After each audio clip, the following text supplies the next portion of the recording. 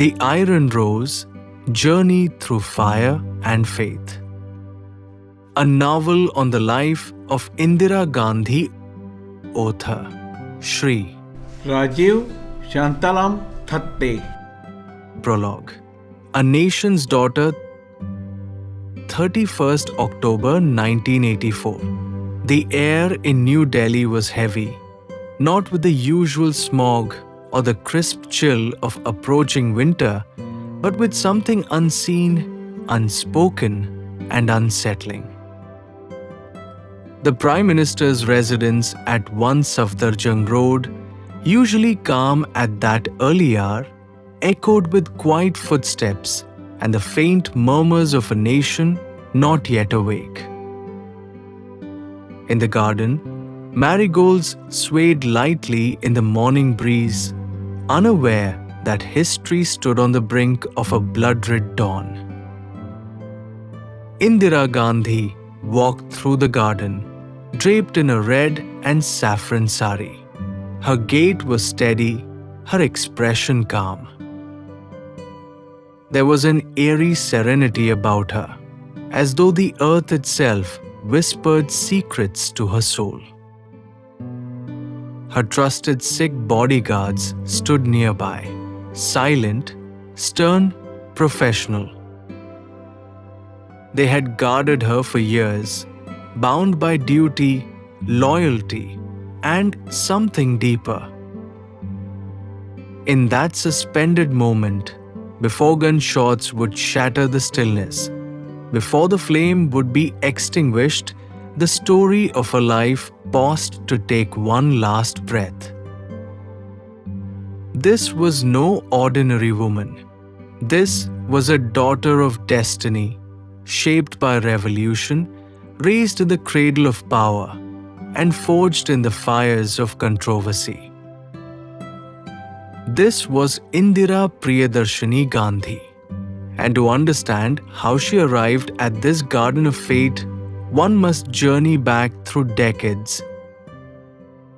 Through the pages of India's struggle, its triumphs and betrayals, and into the soul of a woman who became both revered and reviled, sometimes in the same breath. Chapter 1.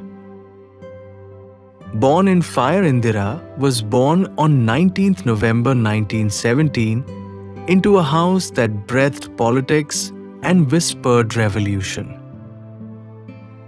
Anand Bhavan in Allahabad was more than a family residence. It was a crucible of India's fight for freedom.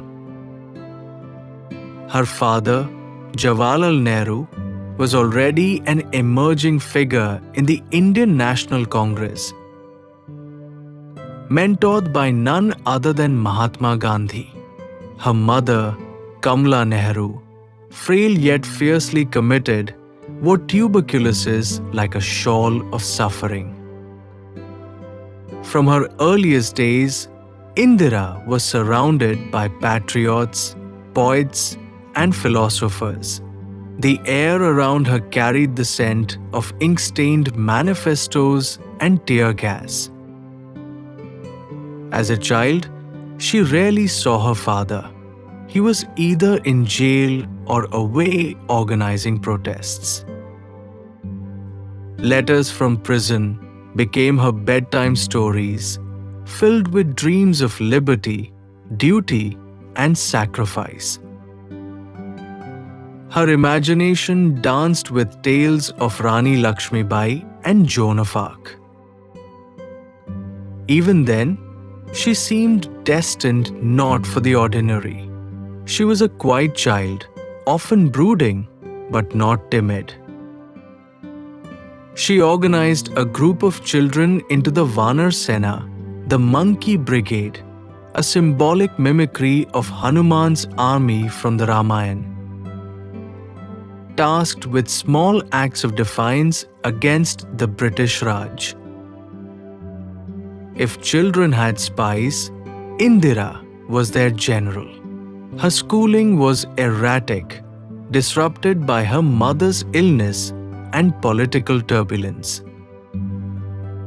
She was sent to study in Switzerland, then to Oxford. But even there, she remained tethered to the Indian struggle. She attended lectures, debated politics, and wrote passionate letters to her father, though they were often censored or delayed. In 1936, her mother died.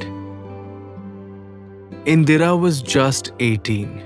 Kamala's death marked her first intimate encounter with grief, a grief that would quietly build the emotional fortress around her. When she returned to India, the country was inching toward the promise of independence, and she toward a life that would challenge everything she had inherited. Yet, nothing in her upbringing, despite its grandeur, fully prepared her for the crossfires of emotion, ideology, and power that awaited. The little girl of Anand Bhavan had grown, but India's destiny, like hers, remained uncertain. In the shadow of two empires, one fading, the other unborn,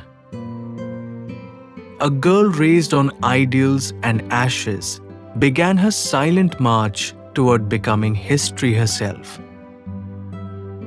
Chapter 2.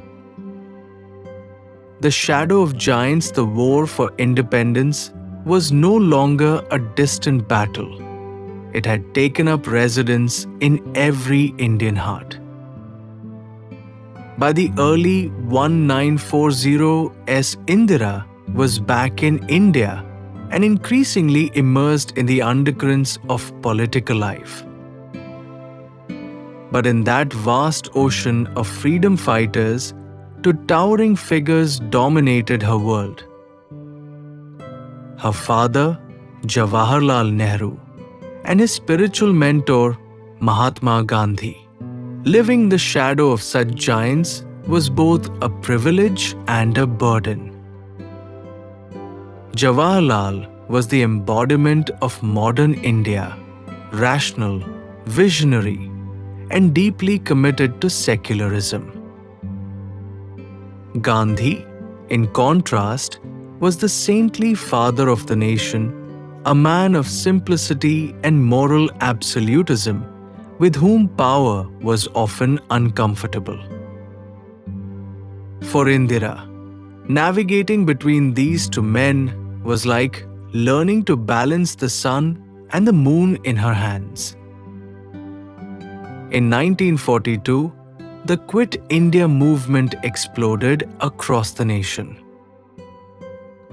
Gandhi called for the British to leave India, and the call reverberated like a thunderclap. Nehru was arrested along with the entire Congress leadership.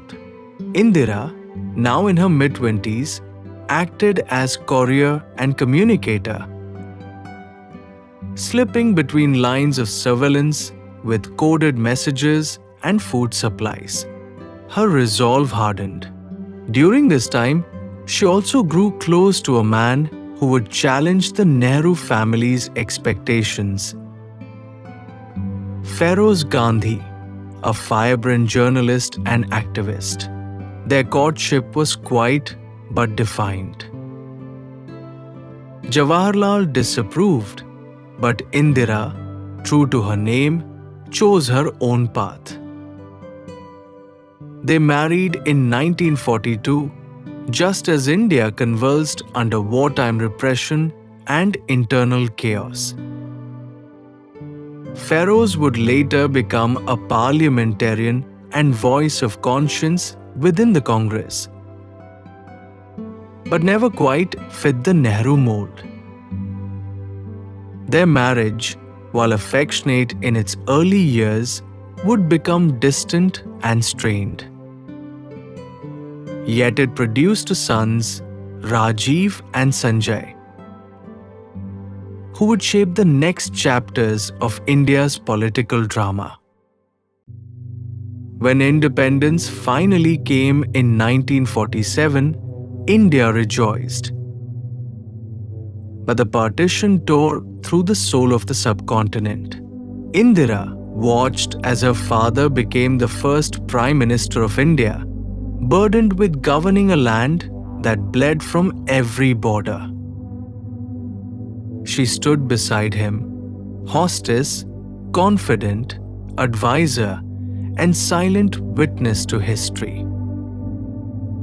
The challenges were immense: communal riots, refugee crisis, princely states, Kashmir. Through all this, Indira learned not just the art of politics, but the weight of loneliness that leadership demands.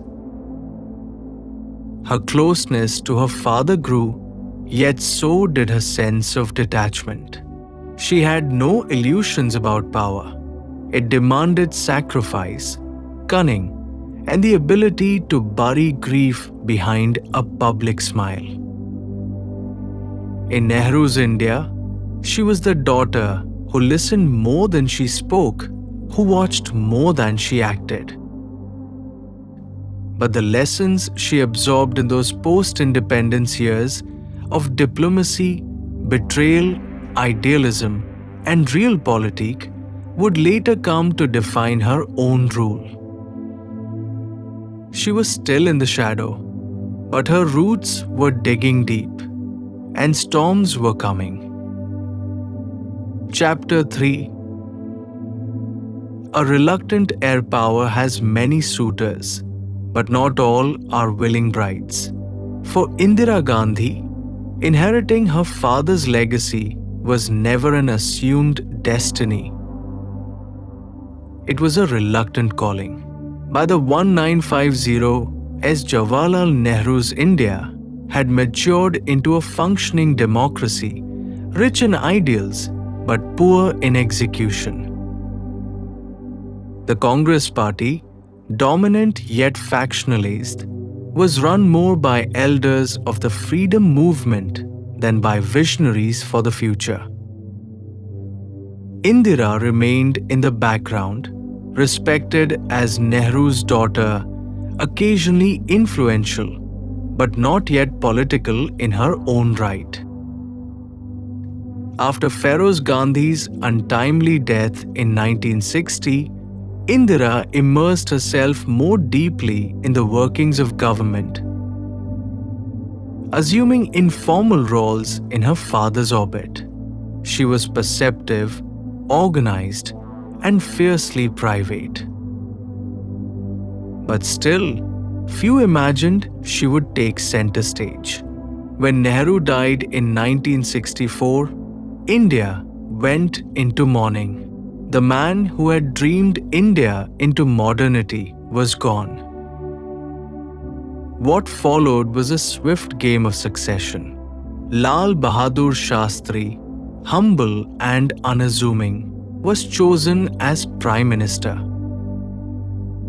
In a conciliatory gesture, Indira was made Minister of Information and Broadcasting.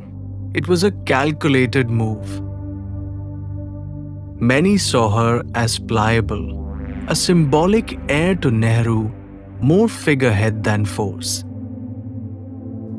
But they underestimated her resolve and intellect. In 1966, following Shastri's sudden death in Tashkent, a new leadership crisis emerged.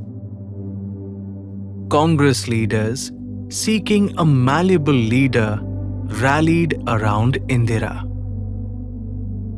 The so-called syndicate, a group of senior Congress power brokers, believed she would serve their interests while maintaining public loyalty to the Nehru name.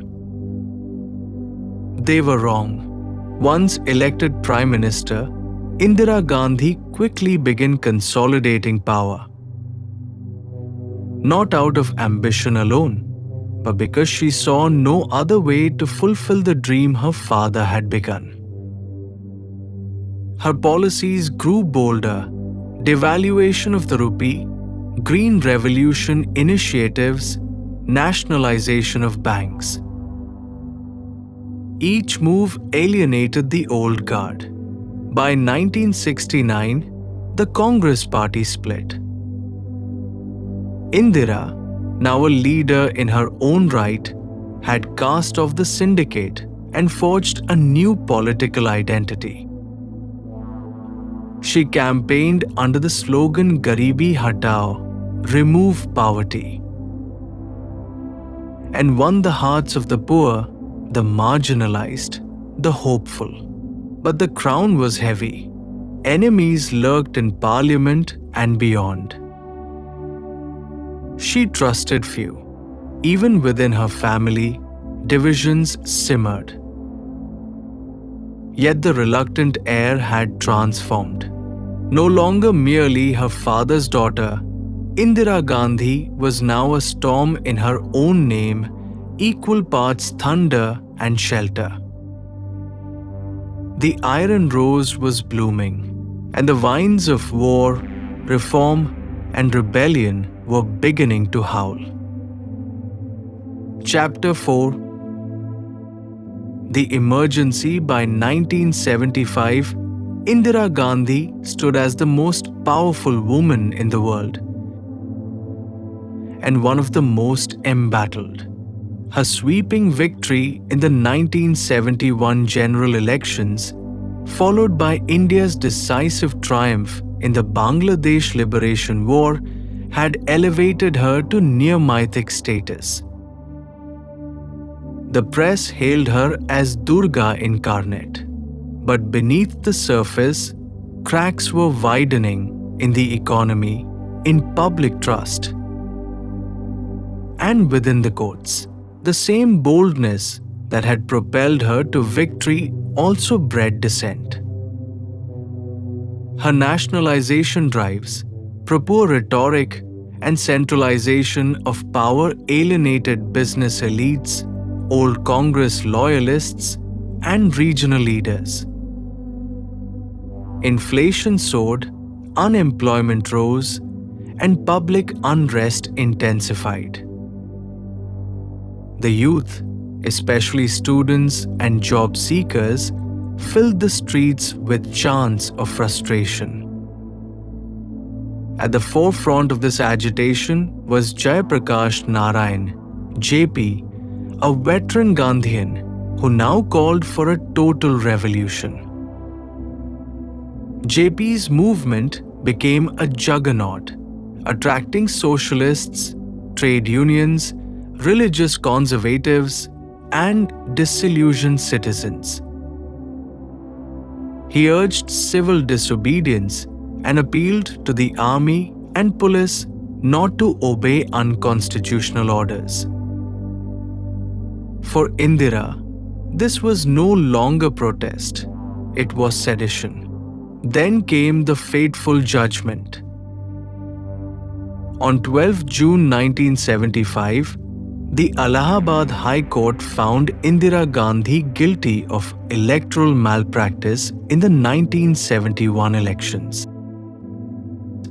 Though the violation was procedural, not personal corruption, it was enough to annul her election and bar her from public office for 6 years.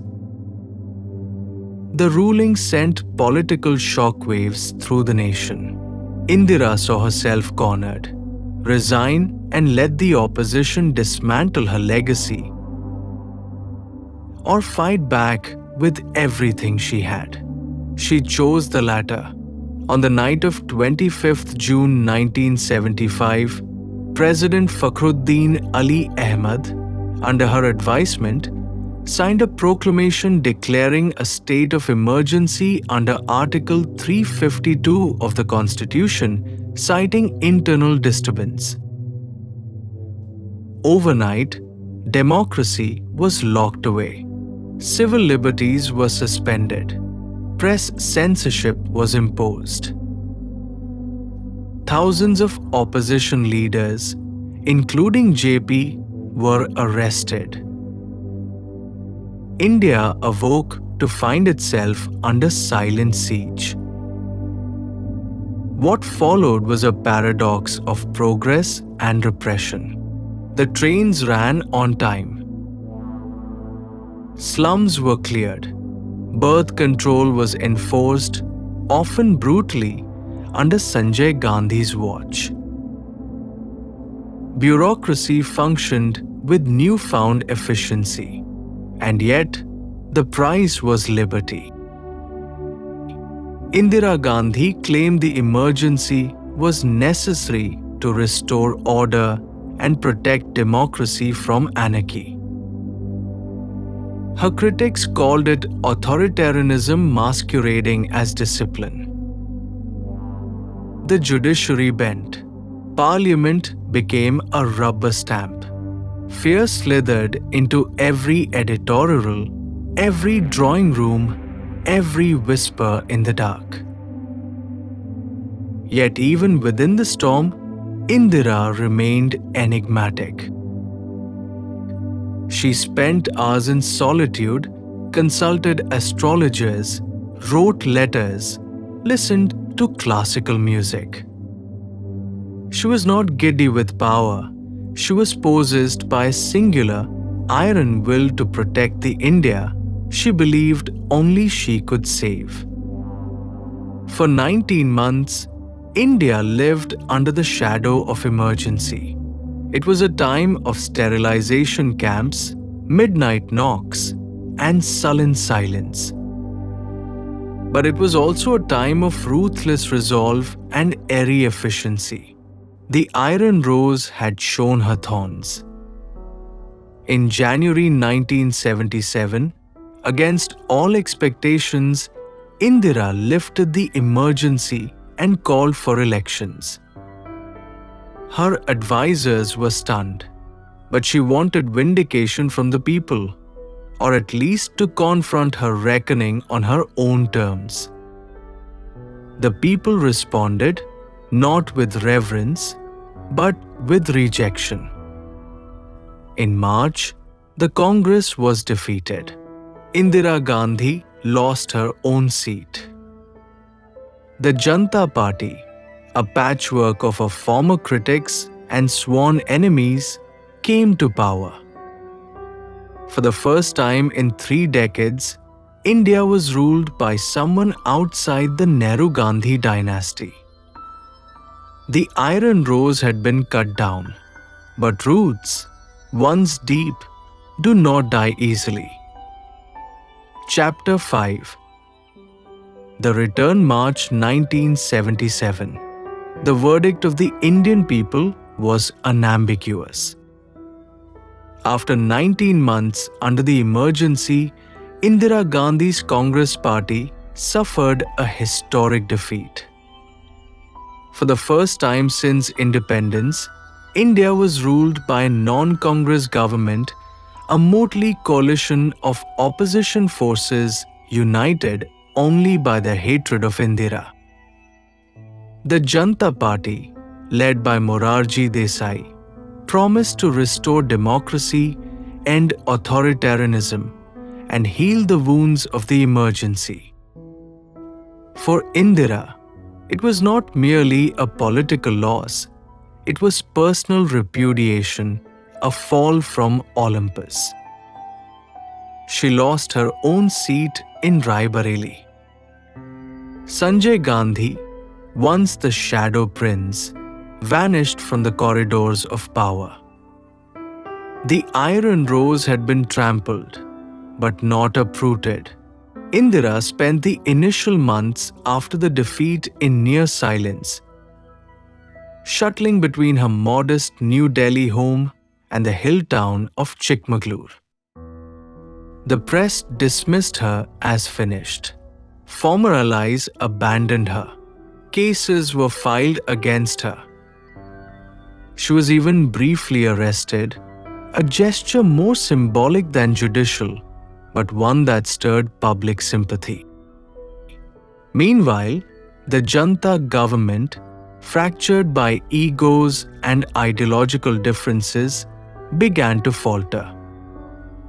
Morarji Desai struggled to maintain unity among divergent factions, socialists, former Jana Sangh members, and anti-Congress old-timers. Infighting became the new normal. Economic policies stalled, promises faded, and through it all, Indira waited. She toured villages, spoke softly to the poor, listened more than she preached. To her critics, it was political opportunism. To her supporters, especially the women and rural poor, it was penance. Somewhere between those perceptions lay a deeper truth. She had tasted power and defeat, and now sought resurrection not by force, but by patience. By 1978, she broke from the Congress I for Indira, forming her own faction. Many scoffed, but the crowds returned. In every dusty town and temple courtyard, people came to hear her speak.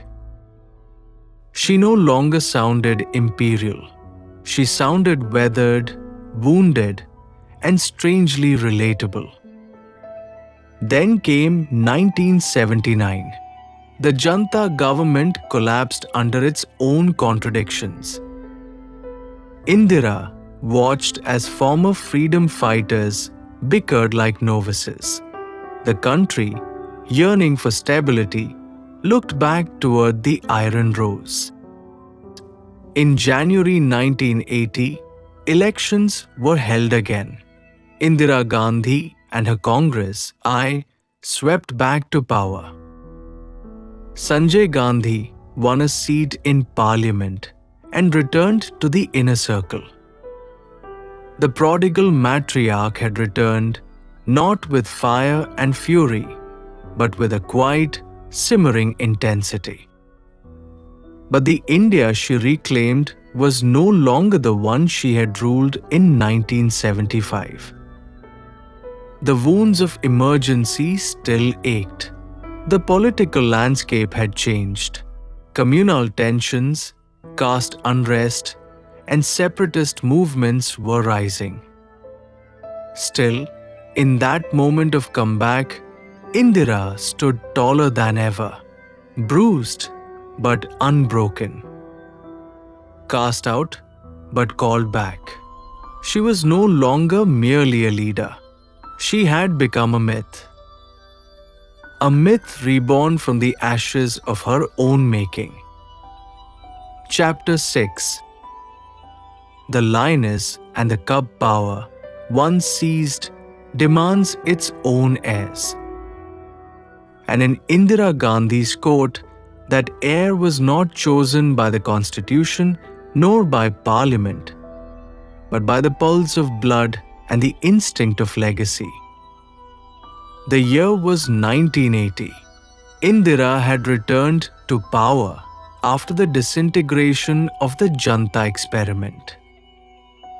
But this was not the same Indira who had swept to power in 1966. Time had worn down the edges of idealism. The emergency had reshaped her understanding of control, and now her focus began to shift, not just to governance, but to succession. Enter Sanjay Gandhi. The younger son, fiery and brash, had no interest in academics or diplomacy.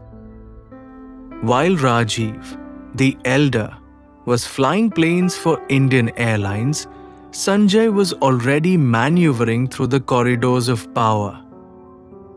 Clutching his mother's confidence and India's fate in equal measure. He had been the shadow prince during the emergency, wielding influence without office. His ambition was unrestrained, his methods controversial, his support both fierce and fearful.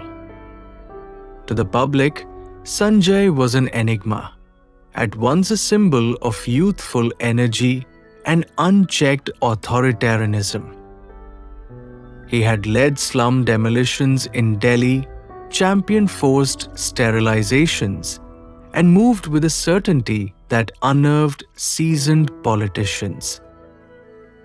Yet to Indira, he was a son reborn from loss, and a political force she both nurtured and shielded. Despite warnings from allies, she gave Sanjay increasing control over the youth wing of the Congress, the bureaucracy, even candidate selection. Ministers answered to him. Officers trembled at his calls. A parallel power structure emerged, unofficial but undeniable. And then came 23rd June 1980. The morning was clear. Sanjay, an avid aviator, took off in a new aircraft for a routine stunt flight near Safdarjung Airport. Minutes later, the plane nosedived into the earth. Sanjay Gandhi, just 33, was dead. The impact was not just physical, it ripped through the soul of Indira Gandhi. For hours, she refused to believe it. She visited the crash site, her face impassive, her hands cold. She identified the body with a silence that spoke more than any wail. Then she walked back into her home and into history once more changed. India mourned, Congress panicked. The lioness had lost her cub, but grief for Indira was not an end, it was transmutation. From the ashes of Sanjay's pyre, another heir was pulled into the fold. Rajiv Gandhi, gentle, reluctant, and apolitical, was summoned. With the same firmness she had once resisted her father's nudging, Indira now nudged Rajiv into politics. The nation watched with sympathy and suspicion. Was he ready? Did he even want this? But destiny had no patience for hesitation. In the months that followed, Rajiv began accompanying his mother on tours, meetings, and foreign visits. Where Sanjay had been fire, Rajiv was water, calm, understated, diplomatic. The contrast was stark. Yet Indira began grooming him, not only out of maternal instinct, but because the Congress, fractured, fragile, needed continuity. By 1982, Rajiv was a member of parliament. By 1983, he was her political shadow. The lioness had found her next cub, not of her choosing, but of necessity. And this time, she would ensure he was protected, trained, and prepared. But the world around her was no longer simply a family drama. In Punjab, Sikh militancy was rising. In Assam, unrest brewed. In Kashmir, whispers of rebellion stirred. The nation she had once shaped was now cracking along its many fault lines. And Indira Gandhi, though still formidable, was now a woman surrounded by ghosts of the past, enemies of the state, and the looming shadow of fate. Chapter 7. The fire within Punjab by the early 1980s India was a patchwork quilt fraying at its edges. While Indira Gandhi had returned to power with renewed authority, the nation she governed was restless. None more so than Punjab, a state torn between cultural pride, political betrayal, and a rising wave of militancy. Punjab, with its proud Sikh heritage, had long felt sidelined in the grand narrative of Indian nationalism.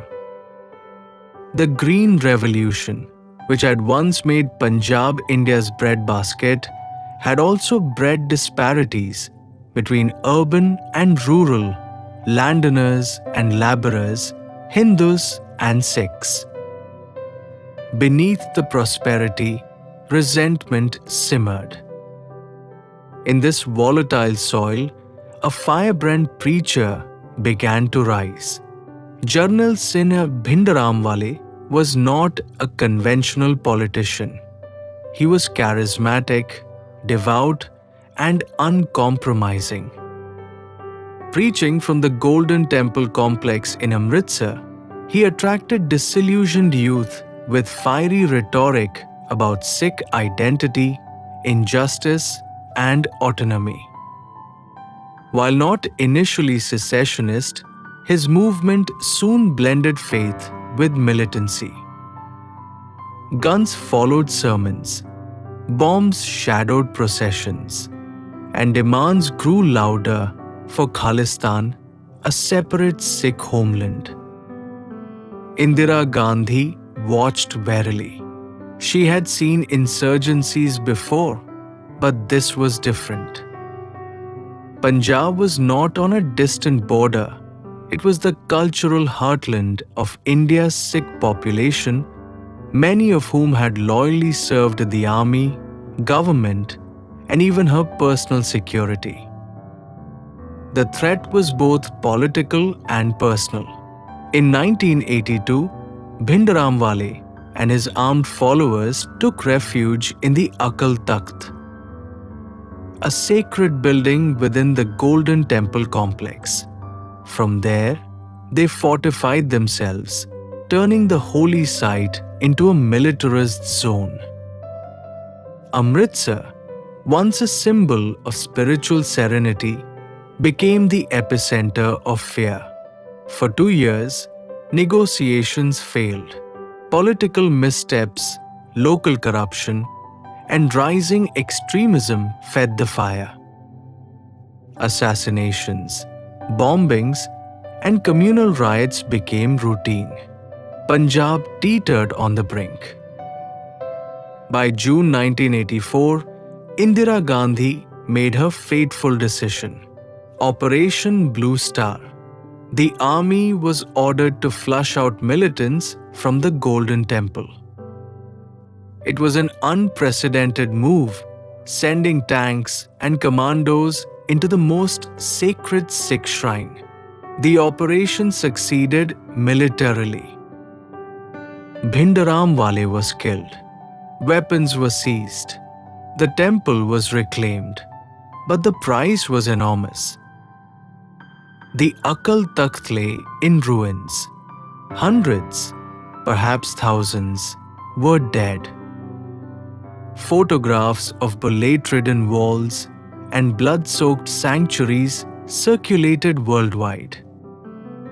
The Sikh community in India and abroad was shattered. What was intended as a strike against terror became, for many, an unforgivable sacrilege. Indira Gandhi, unyielding in public, bore the weight in private. She knew the storm she had unleashed. Her Sikh bodyguards had requested transfers, citing a conflict of conscience. She had refused. "I am not afraid," she told her aides. "If I die today, every drop of my blood will invigorate this nation." And yet, she had made enemies not just of extremists, but of history itself. The fire in Punjab was not extinguished. It had simply changed form, more dangerous, more personal, and it was closing in on her doorstep. Chapter 8. The final morning, 31st October 1984, dawned with an unsettling calm. The sun rose as it always did, casting its first golden rays over the sprawling capital of India, New Delhi. The streets were quiet, the city still half asleep in the early morning hedge. But the air felt different that day, as if the world itself had paused to hold its breath. And in the Prime Minister's residence at 1 Safdarjung Road, something hung heavy in the air, a sense of fate drawing near, thick and undeniable. Indira Gandhi was already awake. It was an early hour, yet she had been stirring long before dawn, as was her custom. The demands of leadership were relentless, and she had long grown accustomed to the weight of responsibility. She had faced insurrection, wars, political upheavals, and betrayal. Yet in her gaze, there was always a quiet confidence, one that seemed unshakable. This morning, however, that confidence faltered, though no one would have noticed. She dressed carefully, choosing a red and saffron sari, colors symbolic of both power and sacrifice. It was a quiet, deliberate choice. As she looked into the mirror, she adjusted her hair, her face a study of resolve. There was no premonition in her thoughts, no fear, only the calm composure of a woman who had been through fire and emerged stronger each time. At the breakfast table, she sat across from her son, Rajeev Gandhi, who had been visiting. They spoke in soft tones, as if the day's weight had not yet fully descended. Rajeev, now the eldest son, was her most trusted confidant. Though he, too, was on the periphery of the storm brewing around her. The rebellion in Punjab, the fallout from Operation Blue Star, and the growing sense of alienation among the Sikh community all loomed large in their lives. But it was business as usual, as it had been for years. Briefings, meetings, and public appearances filled her schedule. She moved with a quiet urgency, perhaps sensing that time, as it always does for leaders, was slipping by too quickly. There was no warning, no sense of the earth-shaking moment soon to unfold. At 9:30 a.m., Indira Gandhi left for her scheduled meeting with a group of journalists. She had chosen a new route that morning, a short walk from the residence to the meeting venue. Her two trusted Sikh bodyguards, Beyant Sinha and Satwant Sinha, followed dutifully behind her. They had been by her side for years, part of a team that had kept her safe through countless threats and attempts on her life. The moment was deceptively ordinary, yet it was charged with a strange inevitability. There was a quiet energy in the air, as if the world was holding its breath, waiting for the cataclysm to come. And come it did. As Indira walked into the garden of her residence, the calm was shattered by the sudden burst of gunfire. In a split second, the world she had built, her carefully crafted world of power, resilience, and unshakable authority, collapsed. Beyant Sinha, her trusted bodyguard, stepped forward. He raised his gun, his face calm but resolute. In one swift motion, he fired twice. The bullets hit their mark, striking Indira Gandhi at point-blank range. She crumpled to the ground, the world spinning into chaos. Satwant Sinha, his accomplice, fired again 2 more shots. The full horror of the assassination unfolded in the garden. On the steps leading to the Prime Minister's residence, blood stained the stones, the silence of that early morning broken forever. Indira Gandhi's bodyguards had killed her. But why? What had led to this moment of betrayal, to the act that would forever alter the course of India's history? The nation stood frozen. News reports broke across the airwaves. The country watched in horror as the details of the assassination began to unfold. Indira Gandhi, the Iron Rose, the Prime Minister who had carried the weight of India's struggles on her shoulders, was dead. As the news spread, the streets of New Delhi erupted in chaos. A country that had long been held together by Indira's unyielding will now seemed to tremble at its very core. Sikhs across the nation, already feeling the reverberations of the operation in Punjab, found themselves trapped between fury and fear. It was a moment of unthinkable sorrow and violence. In the days that followed, the nation would erupt into flames of violence and retribution.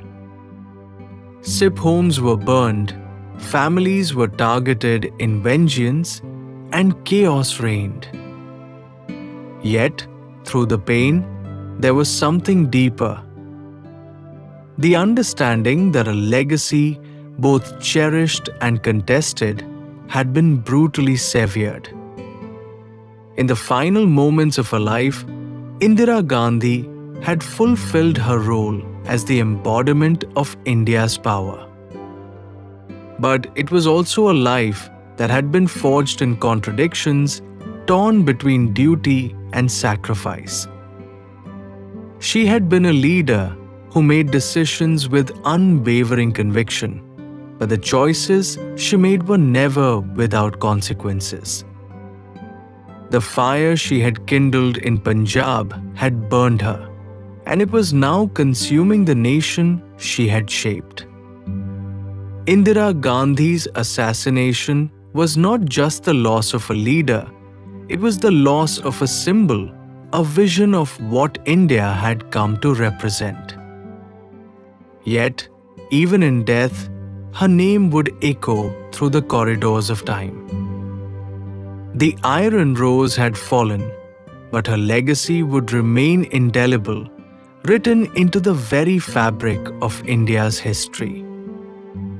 And as the nation mourned, the shadow of her vision continued to stretch far beyond her final breath. Epilogue. The aftermath. The years following Indira Gandhi's death were marked by a deep and complicated mourning. Her son, Rajeev Gandhi, was thrust into the storm of politics, inheriting the mantle of leadership that he had not sought nor fully understood. The wounds she had left behind, both political and emotional, would take decades to heal. The scars of Operation Blue Star, the bitterness of the Sikh community, the internal strife of Congress, and the profound sense of loss that the nation felt, each would shape the future of India in ways Indira could never have imagined. In time, India moved forward. New leaders emerged, but Indira's presence remained in the hearts of millions. She was remembered as the woman who shaped the future of modern India, who stood firm against forces both internal and external, and who, in the end, gave a life for a nation that would always remember her as the Iron Rose. Her death had been an end, but it was also a beginning. The fire of her life, of her leadership, continued to burn.